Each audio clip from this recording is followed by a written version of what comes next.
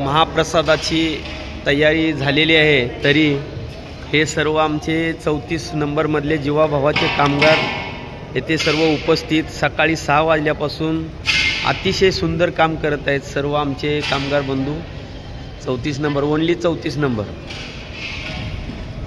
हे सकाळी 6 वाजल्यापासून आज हे काम चालू आहे. एकदम गणेशरायाच्या उपस्थितीमध्ये मनापासनं यांना जरा तोंड वरती करा म्हणून. हां, सर्व आमचे कामगार बंधू आणि हे जेवणाचा कार्यक्रम अतिशय सुंदर महाप्रसादाचा कार्यक्रम लावलेला आहे. पाणी वगैरे आणि हे सर्व हे आमचे पेठाली गावचे आचारी आहेत.